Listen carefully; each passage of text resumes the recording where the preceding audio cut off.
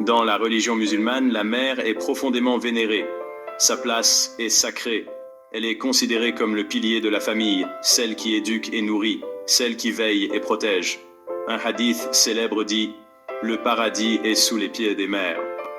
Cette phrase, simple mais puissante, souligne l'importance immense de la mère dans la vie de chaque individu. Cette image forte illustre bien l'importance accordée à la figure maternelle.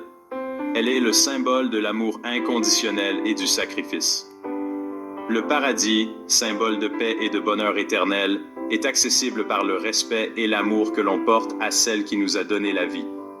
En honorant nos mères, nous honorons également les valeurs fondamentales de l'islam. Ce lien unique entre une mère et son enfant est célébré par l'islam. Il est un rappel constant de l'importance de la famille et des liens qui nous unissent. C'est un rappel de l'immense dette que nous avons envers nos mères. Leur dévouement et leur amour sont inestimables.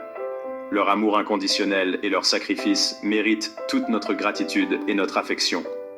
En les honorant, nous trouvons un chemin vers le paradis.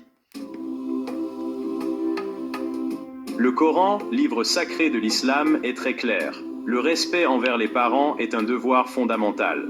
Ce respect est non seulement une obligation religieuse, mais aussi un acte de dévotion et de gratitude envers ceux qui nous ont donné la vie et nous ont élevés. Le verset 17-23 nous rappelle « Et ton Seigneur a prescrit, n'adorez que lui et marquez de la bonté envers vos pères et mères. » Ce verset souligne l'importance de l'adoration exclusive de Dieu et de la bienveillance envers nos parents, un principe fondamental de la foi islamique. Cette obligation de bonté est encore plus forte envers la mère. La mère qui a porté l'enfant, l'a nourri et l'a protégé, mérite une attention et un respect particuliers. Le prophète Muhammad, que la paix et la bénédiction de Dieu soient sur lui, a également insisté sur l'importance de la bienveillance envers les mères. Il a souvent rappelé à ses compagnons la valeur inestimable des mères dans la société. Il a dit « Dieu vous a interdit d'être désobéissant envers vos mères ». Cette interdiction divine montre à quel point la désobéissance envers la mère est grave et inacceptable. Ces paroles prophétiques résonnent avec force. Elles nous rappellent l'importance de la piété filiale et de la reconnaissance envers nos parents. La désobéissance envers la mère est un péché grave. C'est un acte qui non seulement blesse la mère, mais aussi va à l'encontre des enseignements fondamentaux de l'islam.